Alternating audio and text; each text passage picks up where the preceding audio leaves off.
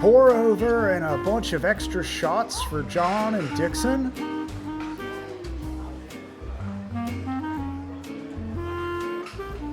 How you been, man? I've been pretty good. Watched a lot of movies this year, and feel like we didn't get to discuss all of them on our year-end Retrospectacular the other night. Yeah, I 100% agree. There were so many things. I mean, I barely touched on Schlocktober. Not that I want to drag everybody into that, or we only went 3.5 hours. We kept it pretty short. There's a lot of stuff that we haven't gotten to. Yeah. Someday I do want to try to go for an 8-hour recording session. I'm sure that would just end with some kind of like struggling to. That would be interesting. That's got to be like a for charity thing, though. Yeah. I wouldn't do it any other way. Is it like, do we have to sit and record the whole time? Can we take restroom breaks? Do we just have like empty beer bottles under the desk? Like how would this work? I'm thinking empty beer bottles is probably the right way to go. Okay, yeah. You have to hear them clinking around in the background while you're actually doing that. But yeah, so I do want to know more about some of the movies that you were going to bring to our Retrospectacular. It was pretty jam-packed. And as the person who had to edit it, there was a lot. I want to know what I could have edited it in. Like, I'm curious what other clips and things. But yeah, so I figured we'd start with some of the stuff that, we didn't get to actually do. We're going to pour over that a little bit. What's kind of top of mind for you? What stands out as one thing you're like, I wish I could have talked about that more? Yeah, there's a movie this year that I really loved that like no one else did, and I am just kind of interested to discuss it. I know you've seen this movie, but it's A Big Bold Beautiful Journey, directed by Kogonada, who's a great indie director. He did Columbus and After Yang, which both got great reviews by critics, and this one kind of just flopped with a whimper and, kind of was in theaters for a minute and a half and then went away. But it stars Colin Farrell and Margot Robbie. It's funny how the most beautiful places make you feel the most alone, Maybe it just depends on the person you're with. My car won't start. Mine told me to pick you up. Your accent, is it real? You think I fake an accent? The most beautiful places make you feel the most alone. That's a pretty good me, actually. I'm flattered. Are you going to tell me what's going on? I don't know, but I think I've been here before. This is unbelievable. This isn't real. Well, it feels real to me. So what is it that you want, David? I want to go back to when I thought everything would work out for me. You know how to fix totaled cars? I do not. How about burning cars? No. That's very dramatic. It's a bit over the top. They are two single people in their 30s, 40s, and end up meeting each other at a friend's wedding. And it's kind of the story of them kind of getting to know each other and potentially starting a relationship. There's a lot of kind of hokey premises in the movie, and it's very earnest. And so with those two things, I can kind of see why maybe people wouldn't be into it. There's some stuff in it that doesn't work.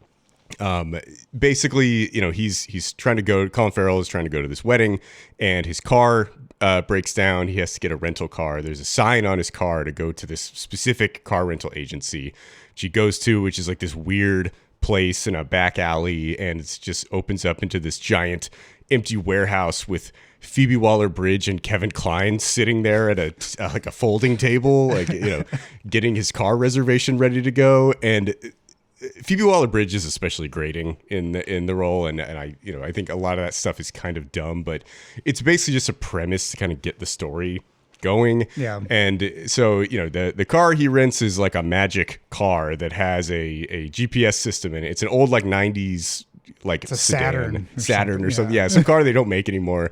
And she really pressures him to get the GPS system. He's like, I have my phone. I don't need the GPS system. She's like, well, what if your phone craps out? He's like, I don't think that's going to happen. She's like, take the goddamn GPS system. So he's like, fine. So he takes it, and the GPS system, it kind of guides him on his trip. He meets Margot Robbie at this wedding. They are talking to each other, have kind of a spark, and then it doesn't really go anywhere. Then the next day, they are leaving the wedding, going back to the city that they both live in, and Margot Robbie's car breaks down, and Colin Farrell's car, like tells him to go specifically to this burger joint where they meet. He ends up driving her along. And the story kind of, it's basically an analogy for people dating in their 30s and 40s and kind of all the baggage that they bring into the relationship. As a 36-year-old who just got married, it was very interesting to me to see kind of how that is shown. So, kind of the car takes them to different places along the way, and there's just like a door in the forest or a field, and they have to go through the door, and it takes them to one of their formative experiences in their life, in their youth or in their adulthood. And they each have to kind of relive that experience of the one person. So they go back to like Colin Farrell's high school, and he has to like go through a lot of the things that he went through in high school, and Margot Robbie gets to witness that and kind of the things that formed him into the person he's become. And it really feels like to me when you are dating somebody, in your 30s and 40s, and you have a lot of baggage, there are a lot of issues in your past that you're bringing into that relationship. And as you continue to spend time with that person and you are learning more about their formative moments in their lives and all the fucked up things that have happened to them that have made them into the person they are now, that have created their fears and anxieties that exist, that maybe are part of the reason why they are not with anyone at this point in their lives, right? And I thought it was just a fascinating film that it just felt very true and very sort of therapeutic on, what it's like to date in, the middle of your life and kind of dealing with all of that. So I thought it was a beautiful film. Colin Farrell and Margot Robbie are incredible in it. They had really great chemistry together. But I understand a lot of the, kind of hokey stuff that people don't like. And the film is very earnest. Yeah. But I loved it. I thought it was great. Yeah. I, having had it recommended to me by you, I saw it came on Netflix and I was like, was this like a Netflix movie or something? And it was like, no, it just came to theaters and then went, and Netflix picked that and was like, all right, we'll just show it. And I watched it, and, I'm a sucker for schmaltz. I'm a sucker for earnestness. So I was pretty much on board. And then the real surreal kind of twists, like the metaphorical aspects of it. There's, all the different doors and portals to people, to Colin Farrell and Margot Robbie's like past lives. And I think that probably one of my like favorite sequences is the one where they don't go through a door, they take a break and they look out at like the world and from like a mountaintop sort of, and it's done in this semi-campy way, but it's so kind of beautiful in seeing their characters grow together and become more intimate, and that relationship developing in between them getting to learn about each other. I absolutely loved this movie, and showed Sasha it as well because I knew she would really like it. And it was just a good hit for us. However, nice. Sasha did like walk in on me watching it the first time and like walked out because she came in at the musical scene and was like, "The fuck is this?" And then just like left. But yeah, I didn't even realize it was like Kevin Kline in that role. I just don't remember Kevin Kline, so he doesn't do much work anymore. So yeah. It's weird for him to show up in that role, in a very small role. He doesn't even really talk that much. It's mostly Phoebe Waller-Bridge in that scene, but yeah, it definitely feels like an indie film in the way that it's done. It reminded me of, there's another movie, I think it's called Destination Wedding, with Keanu Reeves and Winona Ryder, where they go to a wedding and meet, and they don't know each other really, and they start to become more familiar. But that movie is a lot weirder in that it feels like a stage play that's been translated for screen, because they talk the entire time. They talk during everything. They have sex in a field and they're still talking. And like, there's just a lot to it where if you like those actors and you like kind of this, like, they have a very cynical take. I would say it might be a good compliment to this movie. They have a very cynical take about getting to know each other and like how weddings kind of mean nothing, and they just are kind of meditating on, I think, an even later life, like late 40s dating sequence. It was interesting, but I was reminded of it watching this and thinking like, this is a much more fantastical, and I don't want to like compare them in terms of enjoyability. The other one's really fucking wordy, and this one is just much more visually drawing to you. So, but I enjoyed Big Bold Beautiful Journey, despite the title kind of initially being a little, I was like, all right, come on. Like, yeah, I think maybe that's part of why, people stayed away from it too, is it just kind of sounds dumb. Like we saw a trailer for it in theaters, and Sasha was like, like an audible. But yeah, so I definitely could see that. I also, yeah, the criticisms, but I really think that it's one of those. To me, it feels like a good, uplifting kind of movie, a nice meditative film, something that's like light and matinee. It's not going to crush your soul for the night or that kind of thing, and it's not meant to. But yeah, I don't know. What's your general feeling on Phoebe Waller-Bridges outside of this movie? I think she's good in Fleabag. Okay. I haven't seen a lot of other things that she's done. I know she does a lot of writing as well. Yeah. So, I mean, generally, like, I think she's talented, but yeah, I don't know. I don't know what the direction was for the role or what It's like they were sometimes really she just going had for. like a German accent and sometimes she didn't. Yeah, and coming and going it really was hard there. Just yeah. like fuck around as much as you want. It doesn't matter. And that seemed intentional that the yeah. accent was coming and going. So yeah, I don't know.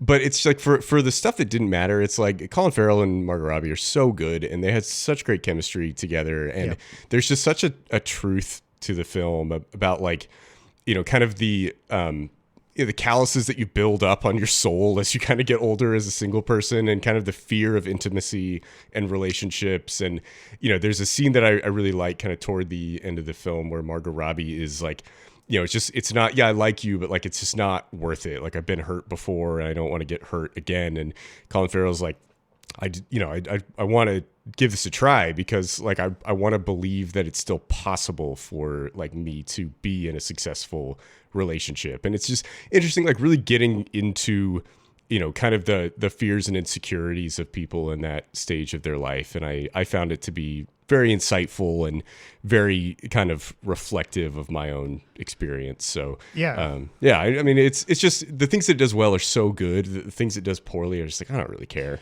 Yeah. I like there's also a generational empathy that it carries for its characters where it doesn't necessarily set them up as being fucked up by their parents. It's more of like, there's a confluence of things that have led to them to be in this moment. And they even seek resolution through understanding what their parents were going through. It does explore that kind of like, if I had more cognizance when I was a kid and understood what my mom or dad was going through, how would I handle this situation or who would I be? And I like that meditation too. That's always take a pause and really try to reflect. And some people were like, my parents were a piece of shit no matter what, but there's so many stressors around it that it's always good to reflect and be like, well, really, are they? Or like, is it the system that they're in that like forced them to do that? Or were there certain conditions that scared them into being that way? And yeah, there's some really interesting scenes with Colin Farrell's character where he is like, he either gets a chance to talk to his dad when he's at the same age, or he gets a chance to like be put in his dad's shoes and to see like the things that he was upset with his father about, he gets more empathy for and more understanding. And I think through that, he also learns to forgive himself a little bit, like he's like, my dad always told me I was special all the time. That just like fucked me up and made me like not realize, I'm just a regular ass idiot. And like, but then he gets to see things through his father's perspective and he's like, no, like, I think that's fine. I understand where he was coming from there. Yeah. Such a powerful moment in the movie. Absolutely. Would, recommend anybody out there who, pass this up based on critics' assessments. Yeah. It is a 43 Metascore. Wow. Like, how the hell did this get that bad of a review? Like, I don't understand that, but I think this one is definitely like worth taking a chance at if it at all sounds interesting to you. But yeah, I feel like critics gave this one a raw deal. I'm not really sure what their issue was. So yeah, I don't know. Well, there was one other movie that we both watched, and I don't know if you recommended it to me. Did you bring it on the podcast at any point in time? I don't think so. Okay, but I stumbled into it again, I have my 1 month of Netflix that I paid for so I could watch Left-Handed Girl, and was like, what am I going to do with this? And scrolling late at night, like 11 o'clock, my usual witching hour. And I saw this movie Cover Up and was like, what the fuck is this? And put it on and was like, I don't know if I'm in the mood for a documentary, but as I watched it, I was like, oh, I'm in the mood for this documentary. This is definitely something that I could watch. People, for a lot of reasons, they talk. They talk to me. There's a history of America that's so hard to write. I was always writing stories that got certain people mad. This fellow Hirsch is a son of a bitch. He's probably a communist agent. So last week you broke a story about an Army lieutenant who was accused of murdering 109 Vietnamese civilians. Nobody's willing to say, well, the Army's lying through its teeth.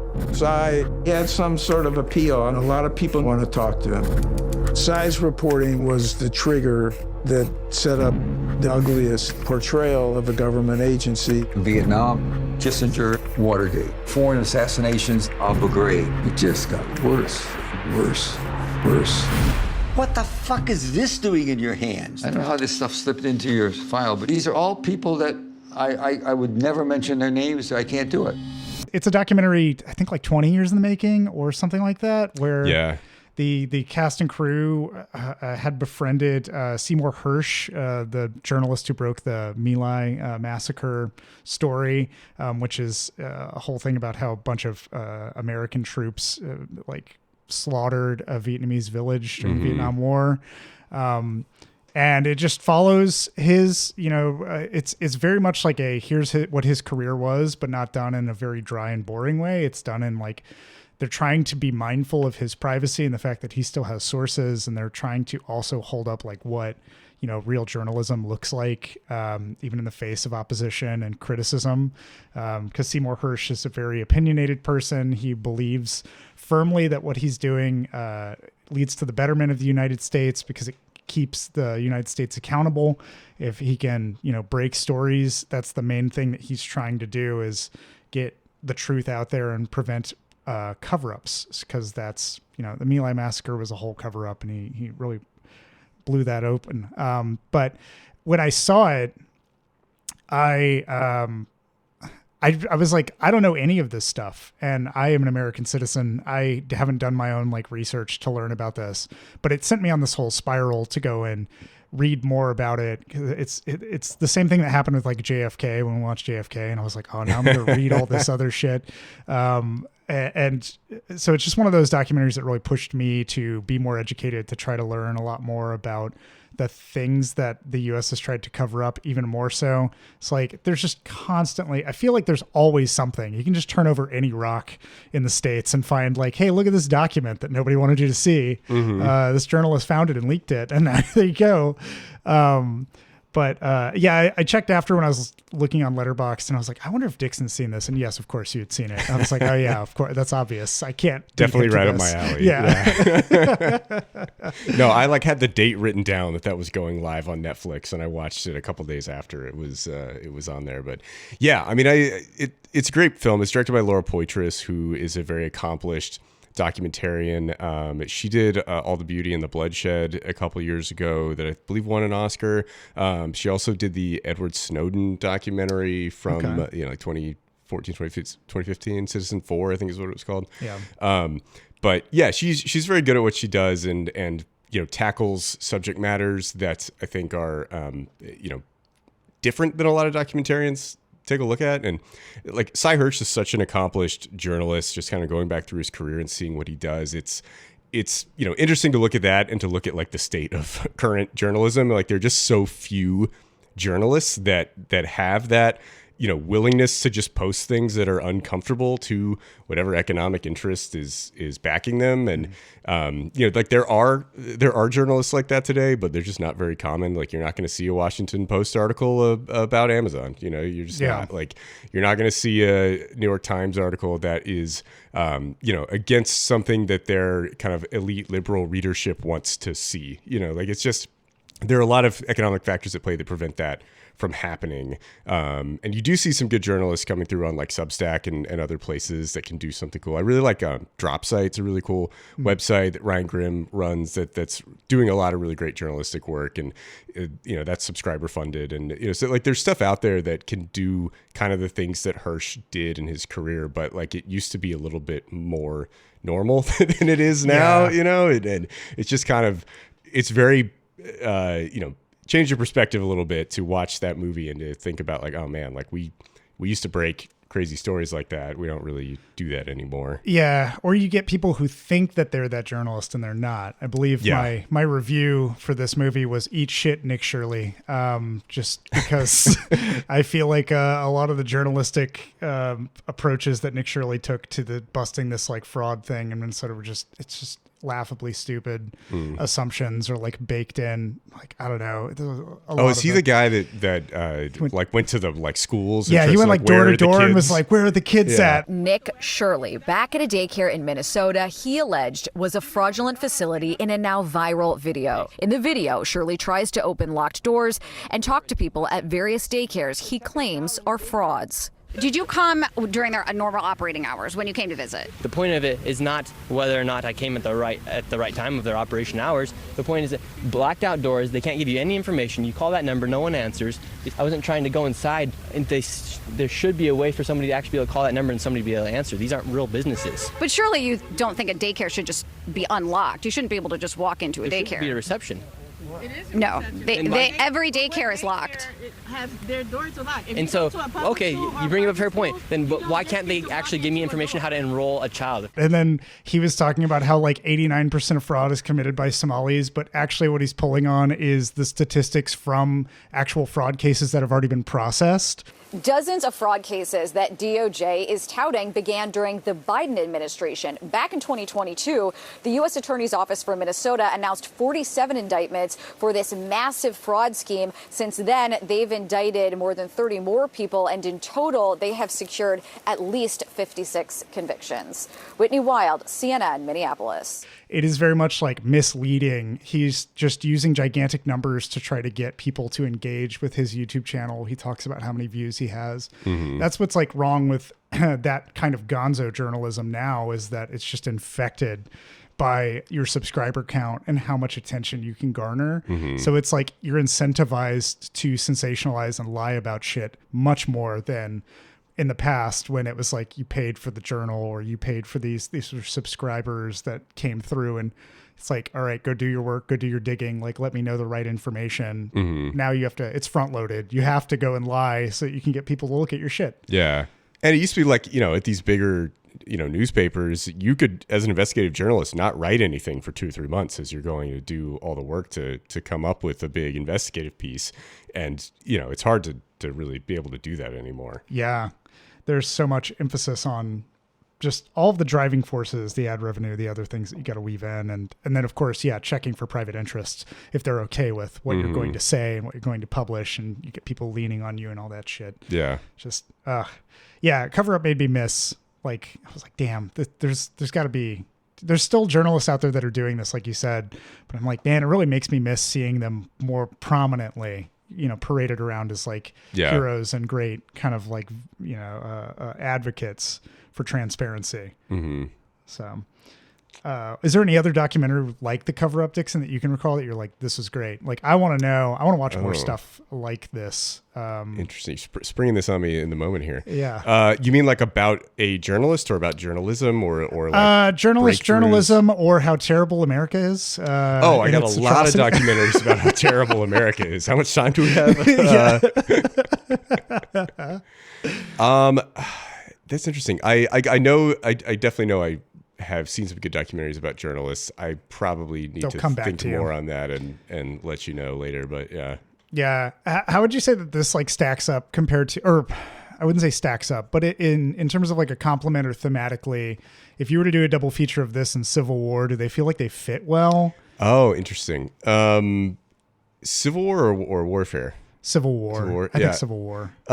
Yeah. I mean, there are definitely some interesting, kind of parallels there in, kind of looking at journalism and kind of the negative aspects that it's, kind of brings there, and, whether it's actually doing any good or not, I think is like a big question of Civil War. I think like Cover Up is trying to say that, yes, it definitely is, but, maybe not all journalism is. And I think like Civil War is more about like sensational journalism, or like getting pictures of warfare and stuff that like, kind of feel like people are numb to that now. You know, it's like, how many fucking kids can we see get murdered in Gaza? You just scroll through Twitter, like, oh God, I was not prepared for that.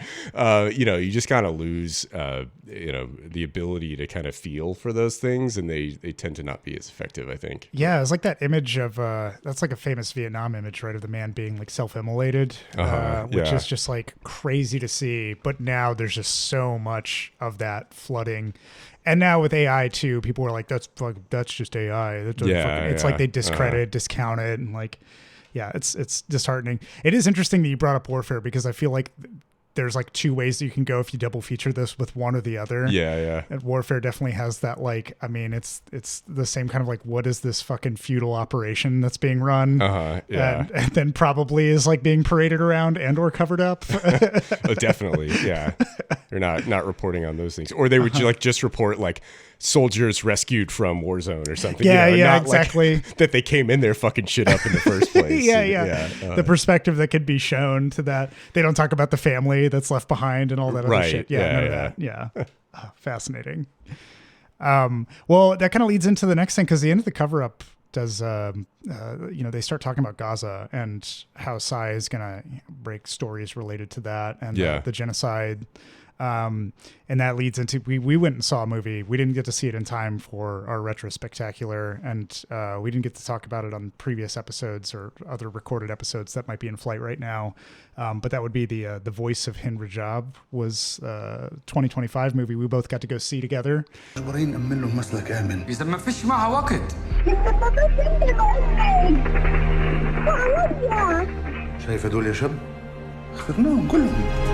They are shooting at a car with a little girl inside. Can you imagine that? So do something.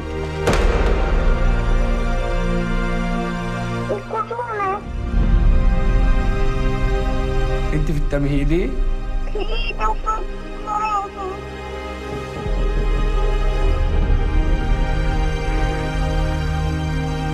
And yeah. Fuck, man.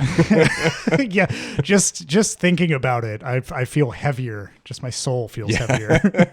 I went and saw No Other Land, and when I was going to see that at the Hyperreal Film Club, they had it was presented by Watermelon Film Club. It's a Palestinian film community here in Austin. Cool. And they were talking about opportunities to go to Palestine to volunteer, which I thought was really fascinating. Was trying to like read up more on that. Wow. And then they were talking about this movie coming out, and they made a plea to the audience. They were like, go see this. If you can buy a ticket, buy a ticket. The more tickets that we buy, like the better chance there is that we get an extended, screening of it in theaters. And so I think it was only going to show for Saturday and Sunday, kind of just like a test flight at the Draft House. And I messaged you and was like, hey, you want to go see this? Buy tickets now.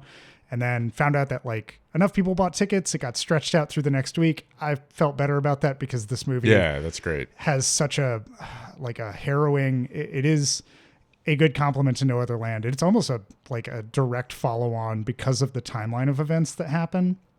But the Voice of Hind Rajab is a dramatization, retelling of a real story of a little Palestinian girl who is stuck in a car with her family when they all get mowed down by the Israeli Defense Force. There's a is it the Crimson Moon that is the something like that? I forget the actual name, the exact name. There's a Palestinian like Red Cross equivalent that is coordinating help Red efforts. Crescent, maybe? Yeah, Red Crescent, like Crimson Crescent, something like that. They are coordinating. They have this call center where they coordinate how, like, they'll get a call that they need help. They'll send an ambulance out. They have limited resources. They have to do this insane coordination thing when they're going to go anywhere that's near the IDF. Basically just to like beg to not be murdered. Like, yes. Hey, we want to go here to rescue this little girl who's stuck with like 6 corpses in a car and the IDF is shooting all around her. Like, we'd like to go. She's like 6 years old. We'd like to go get her out of that car and return. And they have to like talk to the Red Cross, who has to talk to the Israeli Minister of Health, who has to talk to the IDF, and then come all the way back channel through to get like yes or no. And then if they get a yes, then they have to get an approved route. and to go all the way through those channels and back. Once the route is approved, they are not allowed to go yet until they get the thumbs up to go, the green light, as they keep calling it. And it just takes hours and hours and hours to just do very simple things and just subserviently begging the IDF to not murder you as you go out and try to rescue a little girl. Yeah, it is a frustrating, infuriating, and deeply upsetting movie because you're sitting there with them in that call center. You have they don't cut to any sequences. They don't try to dramatize any of the sequences at the actual site of impact where like all of the actual combat is going on. I say combat, the attempted slaughter, the successful slaughter. But like where these fucking murderers are just mowing down anybody who tries to come and help. You just hear this little girl talking on the other end of the phone. They use real world audio that they've recorded from the incidents because the call center itself also, they have like this whole mechanism where they have to blast everything through social media. They have to use every recording they can. They really have to exploit every possible angle of an incident, which just feels so wrong. And it's so upsetting to see them have to go through these hoops of like, well, maybe if we post like a sad enough video and we have our callers on the line and we're playing the audio over it, then we'll get enough people to follow and like really push for Israel to make some kind of action about it. And it is a deeply upsetting film, but it was really well acted. It was an amazing dramatization of it too, because they blend the actual footage that they have. They have like iPhone footage of the incident or like of the call center, and they blend the real people with the actors in a way that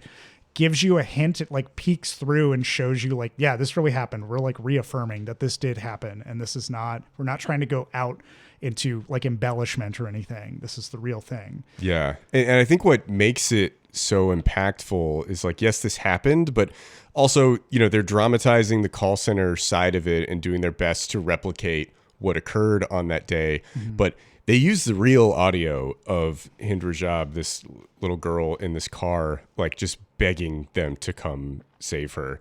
And the way that they combine it, it's like half documentary, half based on a true story narrative film, but it's really impressive the way they pull that all together. And it feels like you're listening to a ghost, right? Like there's a spiritual presence in the film because you are hearing the voice of this poor girl who is dealing with all of all this gunfire around her, terrified, sitting among the corpses of her family, just begging to be rescued. And the call center people are trying to say like, yes, we're coming. We're trying to come save you. And she's like, where are you? Like, you keep saying that, I don't believe you anymore. Know, and it's just so heartbreaking to just hear her.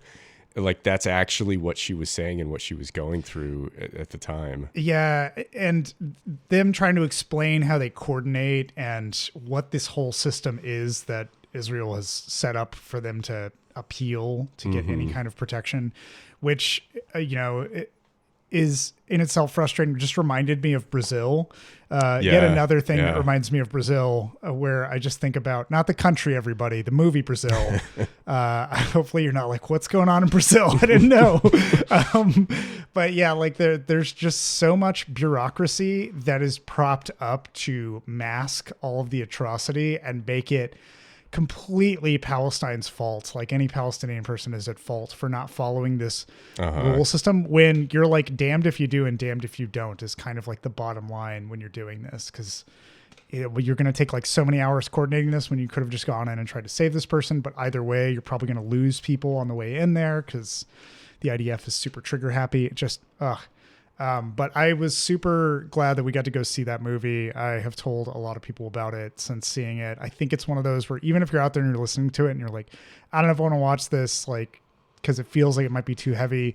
It is one of those like come and see moments that I think this movie does a good job putting a fire under your ass if you're, inactive, or you're like, you know what, it's not really my battle. It's not really like a problem of mine. You can still be activist minded. You can still be focused on like helping a community. And this can put a little motivation into you to be like, well, I shouldn't stand for shit like this. This is fucked up. That's at least what I came away with. Yeah, for sure. And it is super heavy. And if you follow, Palestine news and developments, and as all this has been going on post October 7th, you probably know where this is going, where the story is headed. And it's, even knowing that, watching the movie, it's like I couldn't be adequately prepared for, having to go through that moment with those call center employees. And it's just fucking brutal. I'm so glad that this story is, getting some traction. This was nominated for an Oscar. I was fucking shocked that this was nominated for an Oscar. It's just, the story of Palestine has been, silenced for so long. Like, this shit has been going on well before October 7th happened. It's just been turned up to 11 since then. But, it's just such a heartbreaking situation. And, it really feels like humanity as a species is, kind of lost its way at this point. And like, we all know what's going on. It's almost impossible to not like really realize what's happening over there if you attempt to pay attention at all. And just, whenever like I see stories like this, it always brings me back to our government, because we're funding all of this shit, and like the only reason that Israel can keep doing this is because we keep giving them money and weapons to do it. And like, Israel has free healthcare for all of their citizens, paid for by the American government. We won't give free healthcare to our citizens. It's just like, it's such a weird, fucked up situation. And I don't know how the hell, we have gotten to this point. I know some of the history, but it's just kind of, kind of shocking to see like, well, we're Israel's our friend. We have to, Joe Biden would always talk about like the the bear hug mentality of, you got to like keep Netanyahu close, and, he's a friend, and act like, try to convince him to do better by like being nice to him. It's like, what the fuck are you talking about, dude? Yeah, like it's just, is it Hans Blix in the Team America thing where he's like, we'll be very mad with you. We'll write a very stern letter about how mad we are with you. Yeah, exactly.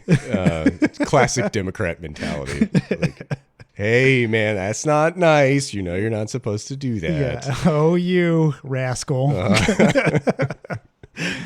Oh, God. But yeah, the voice of Henry Job would definitely, if you have a chance to see it in theaters, if it's still out, or if I'm sure it's going to come back for like the Oscars. Yeah.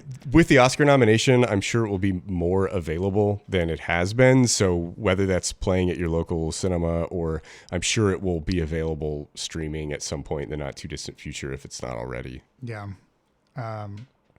Well, was there any other movie that you wanted to pour over onto?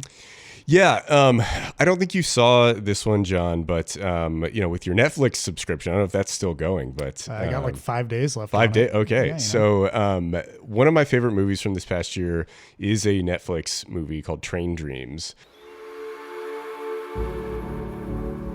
There were once passageways to the old world.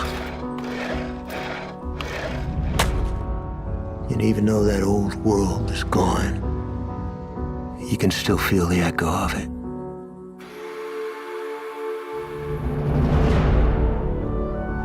We just cut down trees that have been here for 500 years. Every thread we pull affects the design of things. Don't you think it's too much? What if you got nothing left to give?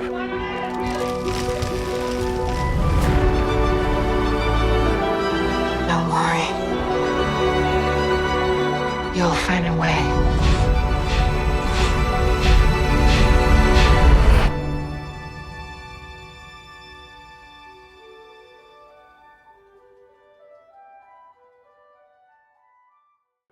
I really enjoyed it. It's starring Joel Edgerton and Felicity Jones. And honestly, I don't really love either of those actors that much, but they are great in this movie. It's written and directed by Clint Bentley, who is kind of an indie filmmaker who has been, kind of making some very low budget movies that haven't really gotten a lot of views, but this one seems to be getting more traction.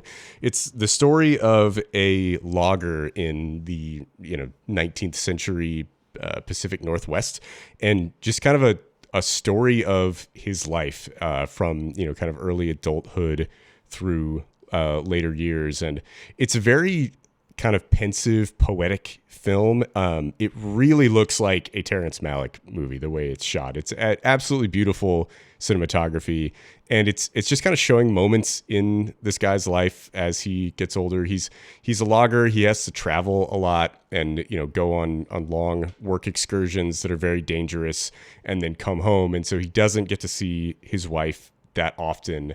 And it focuses on just kind of these little moments through his life that have a lot of impact on who he is as a person. There's not really a lot of plot. It's very much just kind of spending time with these characters and, you know, focusing on the themes of the film. But it's much more poetic than it is narrative. And it's like 90 minutes, pretty quick in and out. But I really enjoyed it. I've heard that, there's a book or a short story that it's based on. I've heard that there were some changes made to make the lead character a little bit more likable, and some people are upset about that. There's a moment where there is an incident of racism on a work site that he's on, and apparently in the book he's the one who does the racist act. And in the movie he's like, so other people do it and he's shocked by it, and it like leaves this impact on him throughout the film. So it's possible they're trying to make it a little bit more approachable to people, but I haven't read the book or the short story, so I can't comment on that. But yeah, I mean, I thought it was a really great, very poetic film. If you're into that kind of Terrence Malick type of style, then it's very good. And we haven't gotten a Terrence Malick movie in a while. He keeps editing his latest thing. He's been editing it for like 5 years, and who knows if it's ever going to come out. But yeah, if you have been looking for to scratch that Terrence Malick itch, it's very good. Train Dreams. Wow. That reminds me how just them altering his kind of character from that reminds me of how like the Forrest Gump book starts with him saying like a slur. Oh, I didn't know there was a book. I'm sure, yeah, Zemeckis was like, not doing that. Yeah, I've heard about Train Dreams. I just haven't seen it. I didn't know. It's on like, Netflix says it's one of their top movies right now. I'm sure that's because Oscar season is coming and they're like, let's push it, as far to the top as we can. But I will probably end up checking that out before my Netflix subscription cancels. It is nice on my list, so I'm interested. What kind of what is visually, cinematography wise, like how, when we're talking about Terrence Malick style, is there a lot of I guess like this? Terrence Malick usually has like that meditative, sort of slow, kind of peaceful, naturey vibe to it. Feels very much like that. A lot of like floating camera. You feel like you're like, a bird or a spirit, like kind of floating around, watching what's happening. Feels, almost ethereal the way that it's done. So it's very much a mood and a style, and it's if you like that, you're gonna like it. If it's not your thing, it's not your thing. But nice. I'm interested to check it out. Yeah, the poster itself kind of already gives me that like I don't even know what the right term is. It just reminds me a little bit of Pig, sort of, for some reason. It's got like a coziness to it, and also like a melancholy, it looks like. So yeah, and very much like Pacific Northwest, vibes, lots of big forests, and it very much feels like a film that's kind of trying to tie you to nature. Nice. So yeah, it's a great film. It's kind of about like the passing of time and living a life and what that amounts to. And, it's a quiet movie, but I think it does a lot with, the time it has. Yeah. Speaking of adaptations, one that I brought, I think we talked about at one point off the podcast, that I just wanted to bring up was that I watched Breakfast of Champions. Somewhere in America, in a town called Midland City, Breakfast of Champions, Mr. Hoover. There's a man everyone trusts. I trust him. And everyone admires. Dwayne Hoover. Dwayne Hoover. Dwayne Hoover. That there is Dwayne Hoover on television. People know who you are, don't they? Dwayne Hoover has it all. The best employer in town. There it is. There's that smile. But he's about to lose his mind in a search for sanity. Dwayne Hoover, am I losing you? The only thing anyone's losing around here is their mind, Francine. Last year. Oh yeah, I remember you telling me about that. Kurt Vonnegut, I don't know if he's had a whole lot of success with adaptations to film. I believe you watched Slaughterhouse-5 and it wasn't that great. Yeah, I read the book for the first time like early this year and really loved it. And then I watched the movie and I didn't think it was very good. But yeah.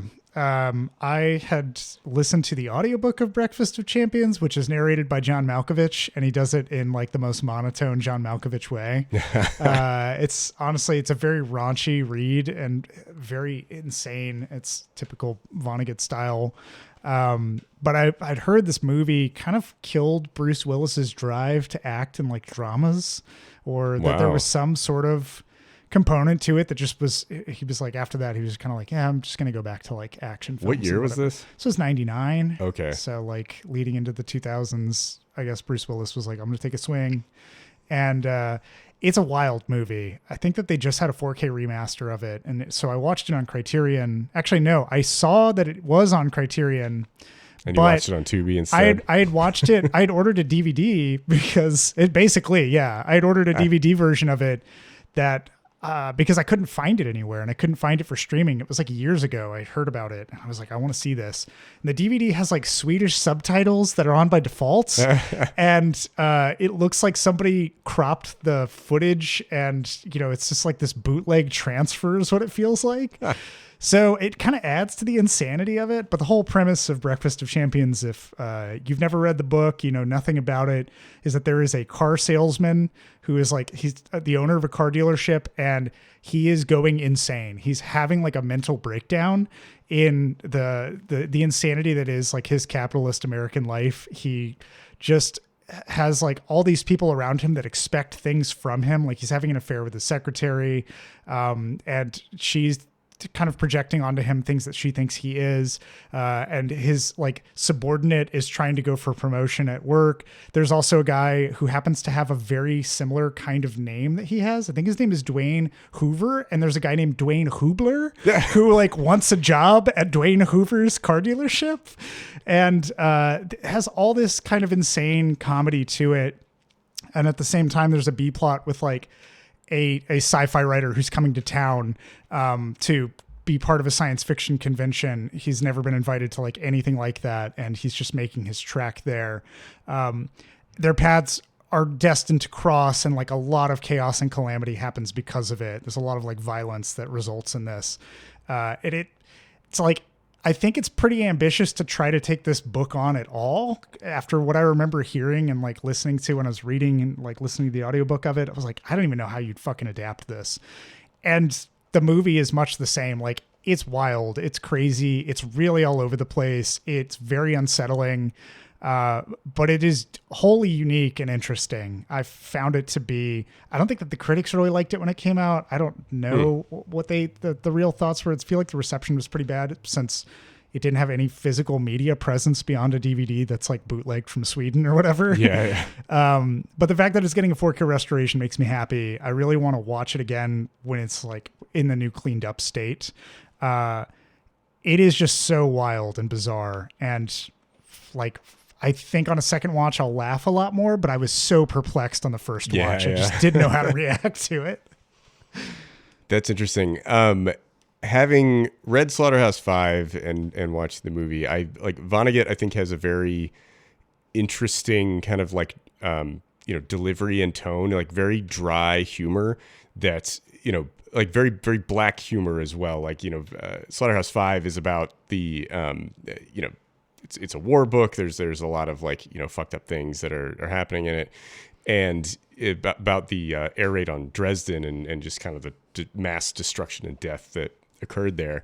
But it's hilariously written, and it really reminded me tonally of Don Hertzfeldt. I don't know if that, I'm curious as the tone of Breakfast of Champions, if it's kind of like that. But Don Hertzfeldt is a local short filmmaker here in Austin who makes animated short films. And his World of Tomorrow series, or It's Such a Beautiful Day, they have this, they're dealing with kind of dark, big issues, but they're really funny. But there's a lot of very dry delivery by either narrators or characters in those films that really make you laugh at, kind of very sad situations. And I'm curious if Breakfast of Champions has that sort of a vibe to it.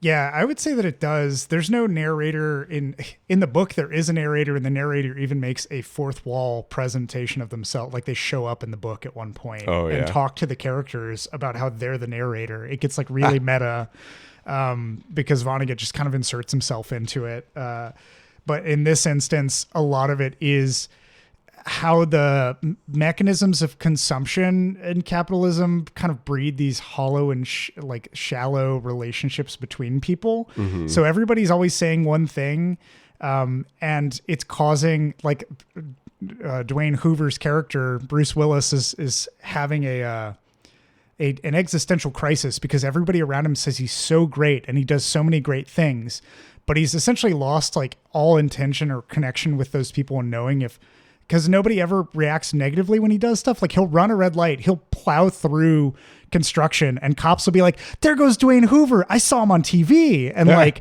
everybody's so smitten to see him that he just completely detaches and becomes cold and callous toward all these people, doesn't treat them like regular humans anymore. And they like totally kowtow and like bow down to that. They love that. And it's so fucking weird and wild to hear it. But yeah, there's just a lot of that detachment from it. I can see Don Hertzfeldt narrating a lot of this in a similar way. It also straddles that line because sometimes the comedy's done in such a flat, like people will say shit and it's kind of funny and they'll give it a beat or pause for it to continue on. That I could see it being narrated by Ron Howard as well. I could see there being like a slight Arrested Development style narration to it. It's so strange. He didn't. Exactly. I would love to actually go back and see where I could insert that because I'm pretty sure it'd be really funny. But yeah, that was what I got to watch last year. It was my first time seeing it. I really enjoyed it. I want to watch it again. But I need time. It's one of those where I'm like, I don't think I can just go right back into this. I'd definitely be curious to watch it. And then next time you're feeling the urge to do so. Yeah. Yeah, that sounds interesting. Did you have another single shot? Yeah, I wanted to talk about a movie that I watched a couple of months ago. So, we did a couple of Japanese films on the podcast recently, and I watched a decent amount of them over the past year, mostly Ozu, but some other directors as well. And, on the podcast, a couple of year and a half ago now, we did Harakiri, which was a movie that we all really loved. And I think that was my favorite discovered movie of that year. Watched another movie by that director, Kobayashi, called Kwaidan, that I really enjoyed. It's a 3-hour long film that is 4 different short-ish stories that are all about kind of Japanese folklore. And they're like otherworldly kind of ghost spirit characters in each of the short stories. And there's not like necessarily any through line aside from that. But it is just an absolutely gorgeous film. It's in color. I think it was his first color film. Harakiri was in black and white, and that's beautiful black and white cinematography. But this just looks very different with these big, vibrant colors coming into it.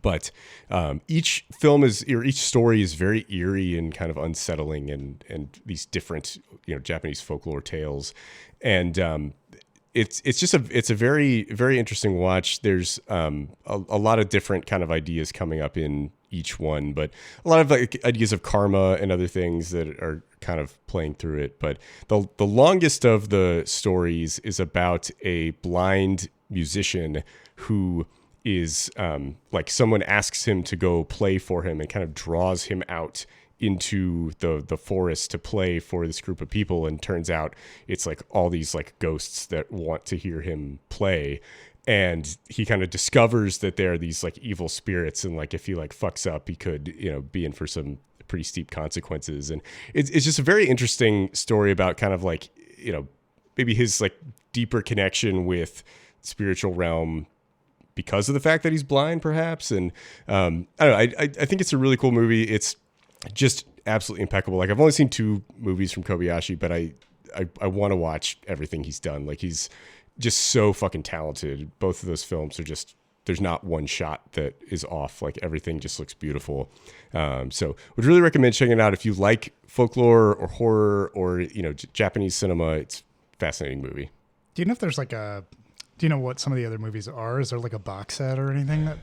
There's a Criterion set of a trilogy of his called The Human Condition that I have not yet watched. It's like three hour long films. So I'm excited to crack that open, hopefully this year and watch those.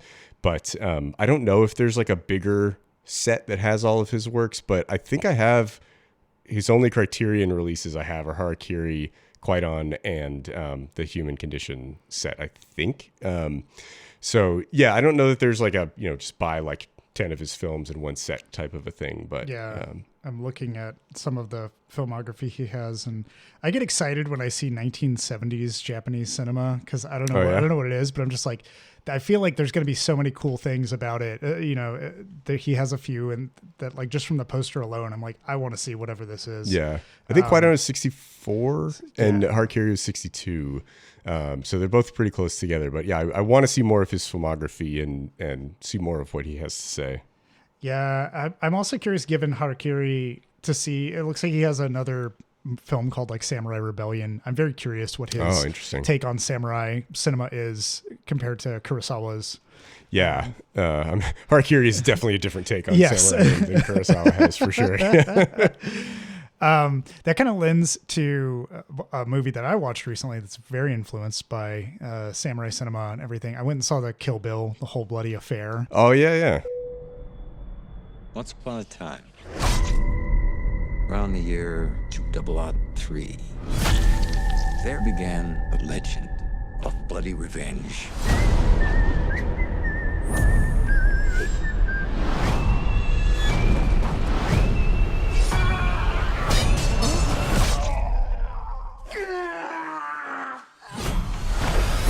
That was the Mormon ground.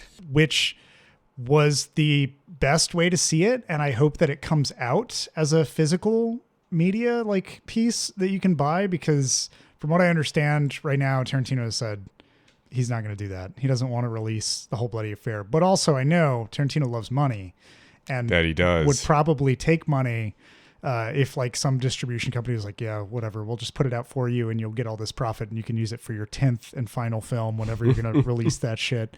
It could also help canonize the fact that Kill Bill is supposed to be one movie. Yeah. But yeah, I went with Mark, went with my brother, and we had to drive all the way to San Antonio, so like an hour and a half, which you and I have made that trek before, and unfortunately didn't get to see Oppenheimer that time. We had to watch Barbie instead. Yeah. But so I was worried. I was like, is this going to work out or what? And we sat in the theater, watched it.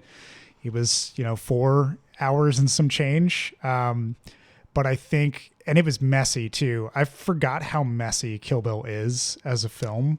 It messy in multiple ways, yeah. Yes, it is so all over the place with Tarantino's like love for just kung fu, martial arts, samurai cinema. It's all jam packed in there, and then front loaded with a lot of action and back loaded with a lot of character development and discussion and like meditation on things. But I found it surprising because I didn't really think about it the first time that I watched. Kill Bill was like in high school, and I was like, this is awesome. The first part's so kick ass, and the second part has all this talk shit or whatever. Yeah. And I didn't love part 2. I remember that. Yeah.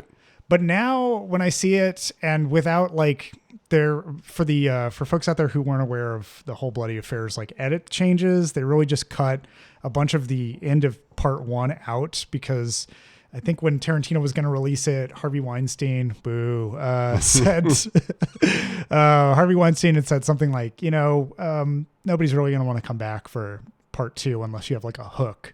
So they had to reveal like a major plot twist at the end of part 1 that kind of ruins the flow for part 2 because you know where it's going essentially. And so having not seen it since high school or college, I didn't remember what that plot twist was. Yeah, I don't remember. Yeah, and so watching The Whole Bloody Affair, to get to that, go through 4 hours of this and get to this like final conclusion, it did actually make a significant difference in the way that like the characters interact and the kind of revelations that happen towards the end of the movie.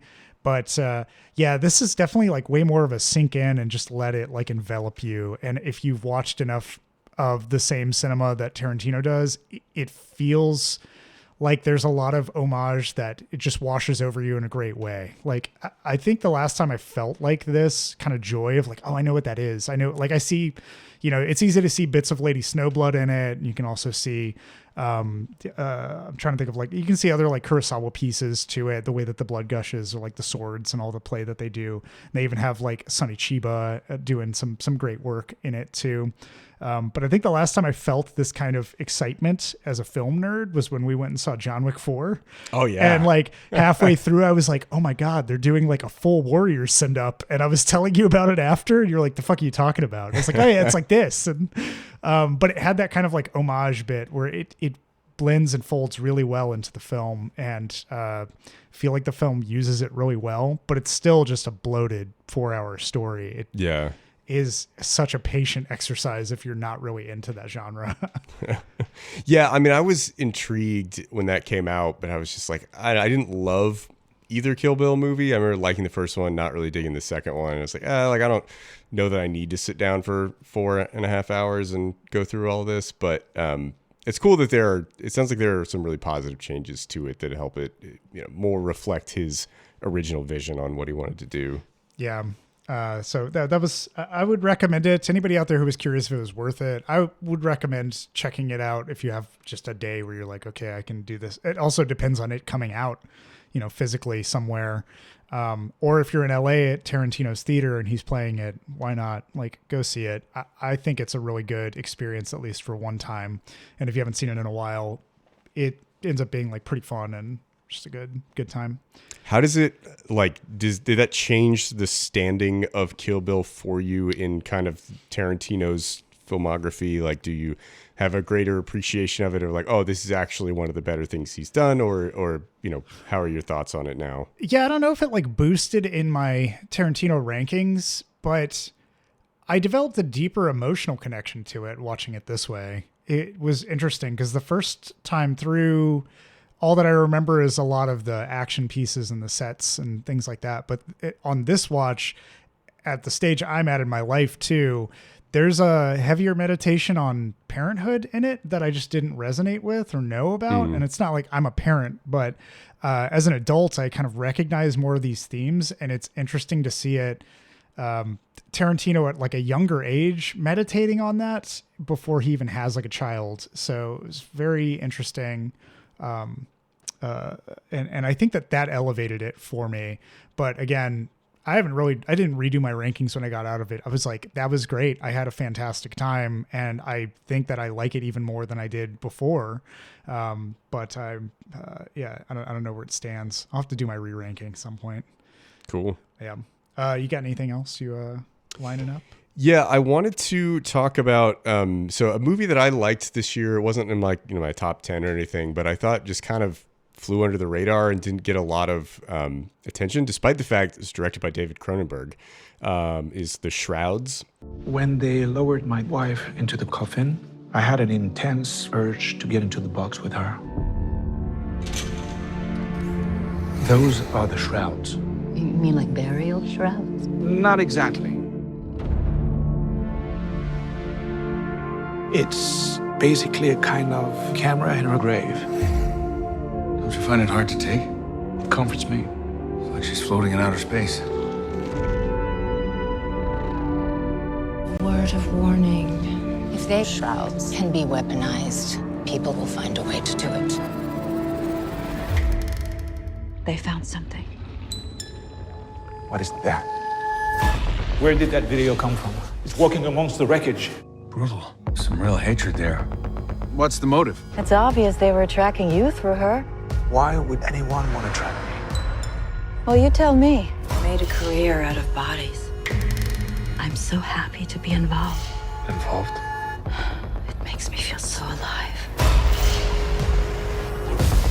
I'm paranoid now. Things are getting weird. Desecration wasn't just random. She's in my head, my dreams, my life. What could that mean, I wonder? What's going on? I can't believe it.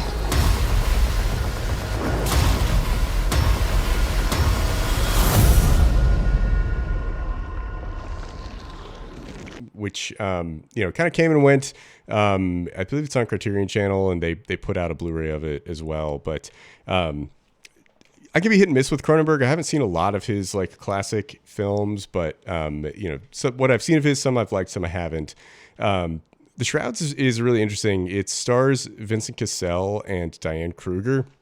Vincent Cassel is a widower who owns a cemetery and a tech company called Grave Tech. And what this company does is, if you want to put your loved one in this fancy cemetery, they will bury the body, put cameras in the casket, Okay. and there's a TV screen on the headstone, and you can go visit the grave and type in your password or whatever, and then view a live shot of your decaying loved one under the ground. Charming. Yeah. It's a very odd premise. The opening of the film is Vincent Cassel on a date with this woman, and they're at a restaurant, and you don't really know like where they are and what's happening. And, they're kind of getting to know each other, and she's like, so, what do you do? And he starts telling her about it. And she's like, oh, wait a minute, you own this place? And you're like, wait a minute, what? And so they're at like a fancy restaurant that is at the cemetery. And I guess the idea is that you would go and like view your loved one in the ground and then have a nice meal. It's very weird. Picnic in a graveyard. Yeah. Why not? Yeah. What better place?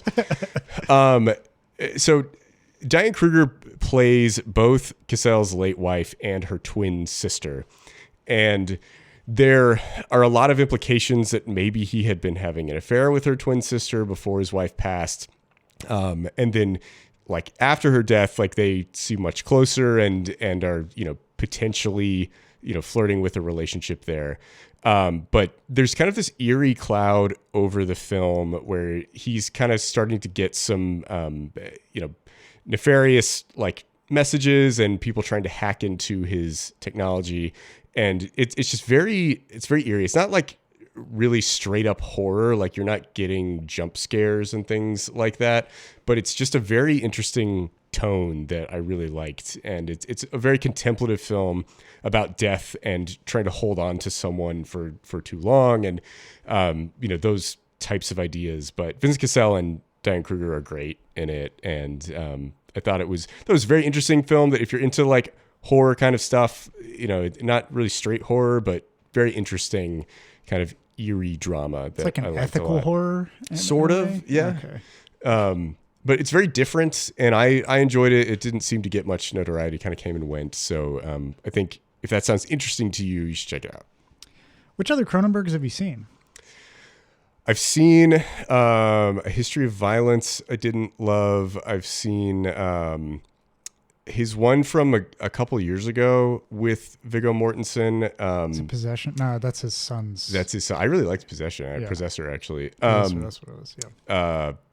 The one about like the weird like the surgery body dysmorphia thing? Yeah. chairs and surgery. Yeah, I don't remember what it was called, but I thought that one was kind of grotesque. Like I usually have a pretty strong stomach when it comes to that stuff, but I was kind of unsettled by that movie where I just kind of felt sick to my stomach the whole time. But yeah, so like, I haven't loved everything that I've seen of him, but I thought The Shrouds was quite good. And it's like sort of body horror-ish, but not, to the extreme. But I haven't seen like a lot of the big ones, like, the Fly and Videodrome and, some of his like, 80s stuff that I need to go back and watch. Just haven't made the time to do that because I haven't like loved his other films that I've seen, but I want to go back and make like Scanners I haven't seen and some of those other ones. You're talking about Crimes of the Future. Crimes of the Future, yeah.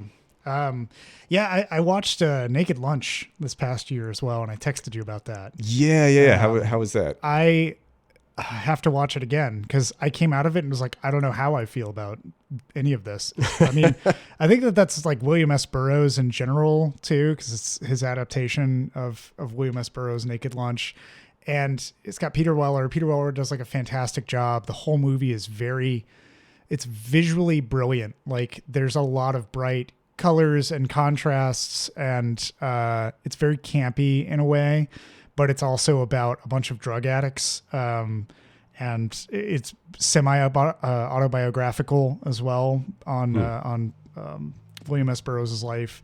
So a lot of the subject matter is very uncomfortable, and then you mix in David Cronenberg's visual style and vision, and it becomes even more uncomfortable. So the whole watch, I was just like kind of squirming in my seat because I just didn't like what I was seeing.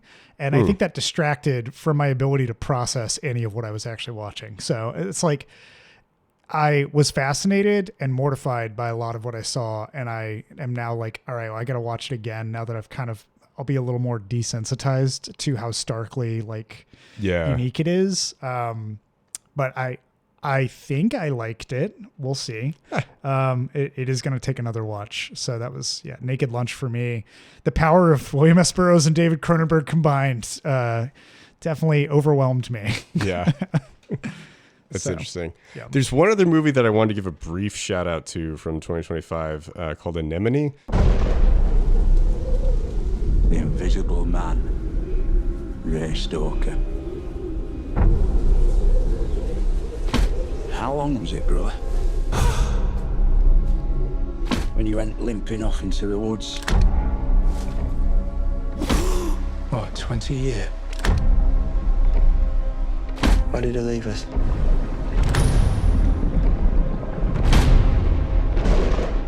The army teaches you to grin and bear it. The war with crime, and we were the phantom soldiers. Ray never spoke to me about what happened over there. I can't help you. Till he's telling me what happened. Is that a question? Which is Daniel Day-Lewis's return to the screen. That's right. First movie since Phantom Thread, I believe. And his son directed it. It's very much an independent drama. Like, it's kind of weird. I really liked the cinematography and the tone of it. It feels almost like just a vehicle for Day-Lewis to get back on the screen and to act the shit out of his role, which he does. And he's great in it. He gives definitely the most memorable monologue of the year, which involves him talking about an episode in which he dropped his pants and took a shit on someone.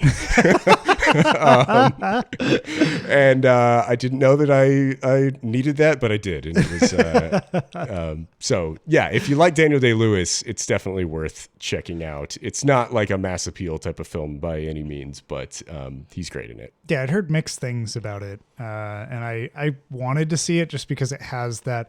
There's a certain like, I guess it's A24 core aspect of certain films where I see it and I'm like, this looks like it could have been done by A24 just because it's got that like tight cinematography sort of locked down. Everything looks pretty good. The actors are definitely going to get something to chew on. There's a lot to chew on. Yeah. Well, I'm very interested. I'm also, as a Daniel Day-Lewis fan, I'm like, hey, why not? I want to see what he fucking does. He's always interesting in the things I've seen him in.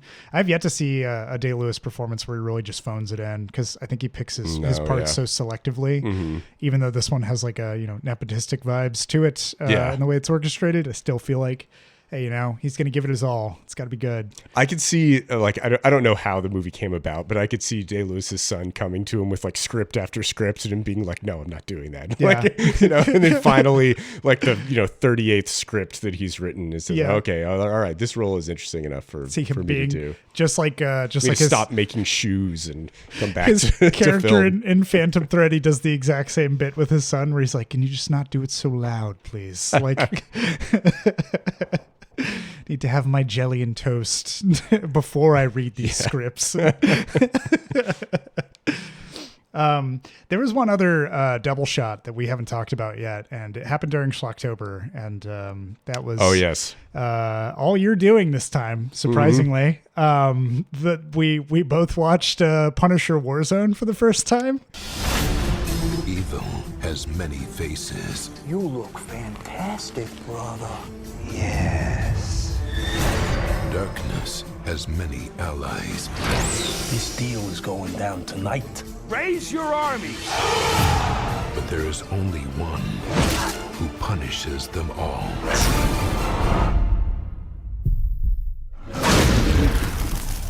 This is just the beginning.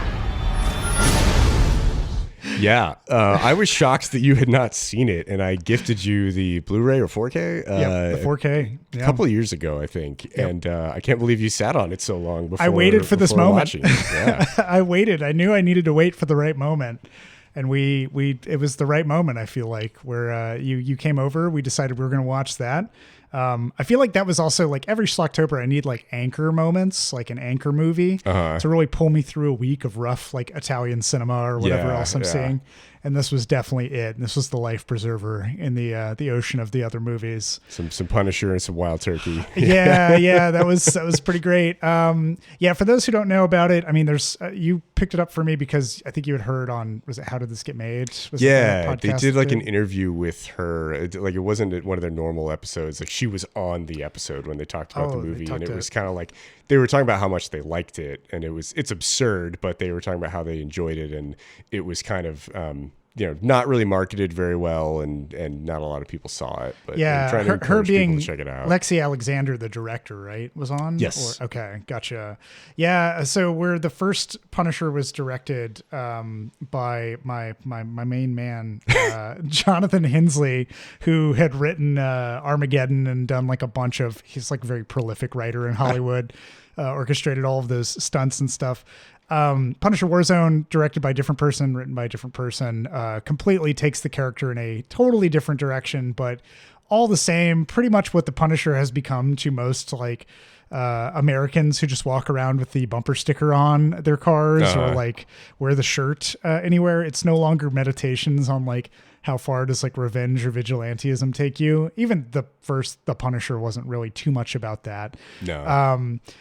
But this one like doubles down where it's like, I think within like the first 5 minutes we saw the Punisher he would like drop down into a room full of mobsters hanging upside down from a ceiling fan, and he spun around using the fan and killed all of them with guns. Very like, Batman, but with guns. Then like slid across the table and somehow snapped 2 necks using his feet and his hands. It's like just immediate tone setting of how violent and gory the movie was.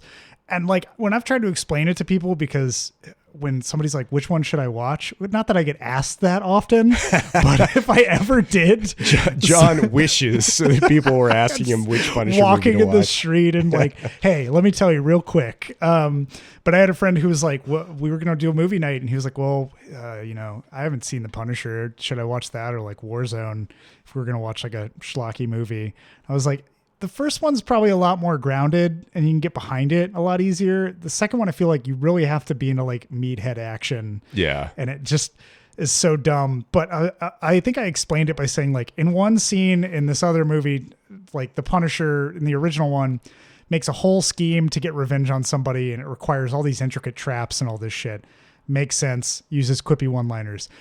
In the Punisher Warzone, he punches a man's face in like it's a paper mache pinata. And then like a guy next to him goes, you did it again. And like basically it.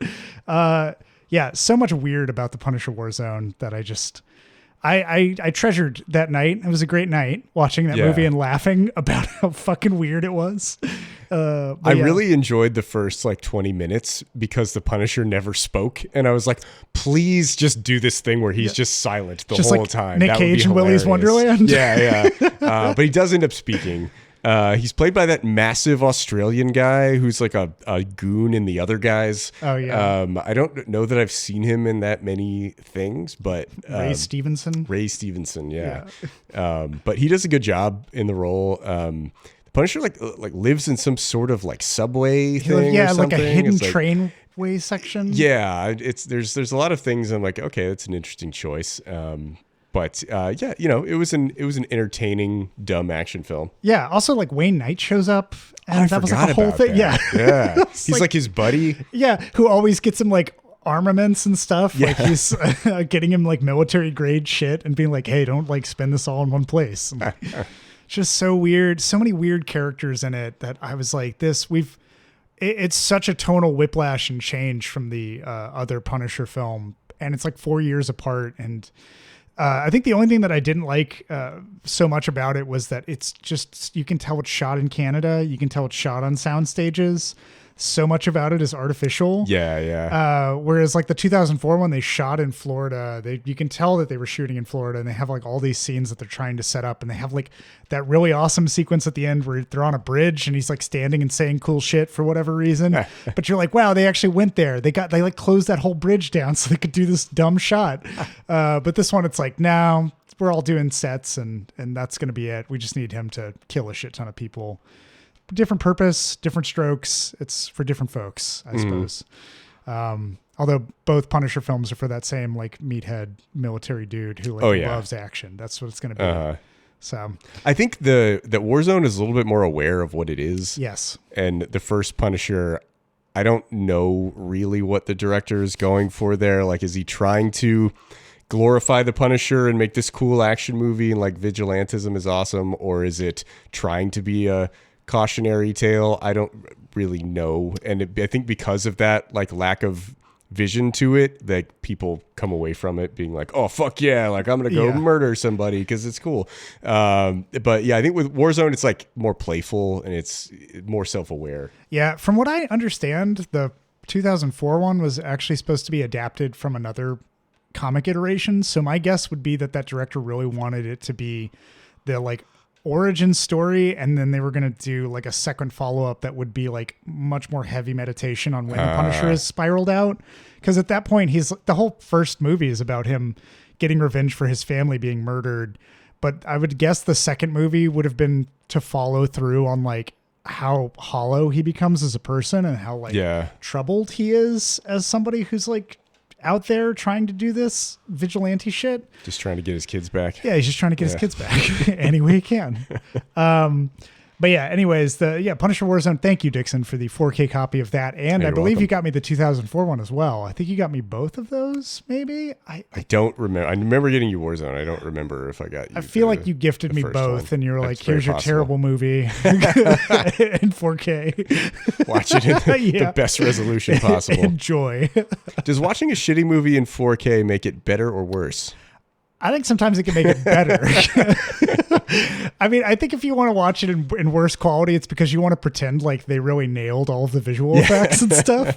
But like, as we just had a recent discussion where you texted me and you were like, why the fuck is the Garbage Pail Kids $55 on 4K? I was like, I pre-order. It's not like it's out of print.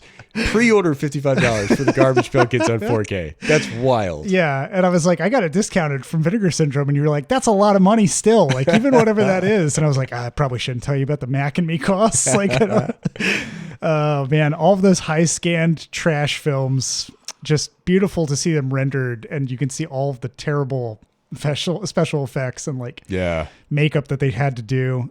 It's great. Were there any other things you wanted to pour over?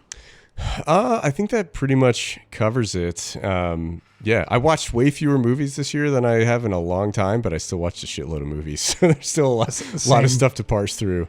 And obviously we haven't recorded a lot of episodes recently, so I think it was fun to get back in the booth, and clearly we had a lot to say. So yeah, I think that there's plenty of room for future pour-overs if we find that there's a lot of stuff we watch in 1 week. I've definitely been having like ebbs and flows of like weeks where I can and can't watch a shit ton of stuff. Yeah. And usually when I end up doing that means we don't get to do episodes on all of those things, because it's like we try to limit our recommend or refute to like past 2 weeks what you've watched. And there's definitely some gems that fly under that we can't just go out of the way and be like honorable mention. It'll drag the episode down into a lot of discussion that gets cut. But this is great. I enjoyed doing this. Yeah.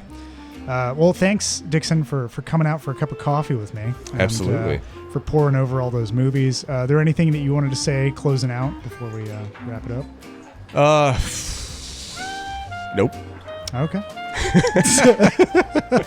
Fair enough.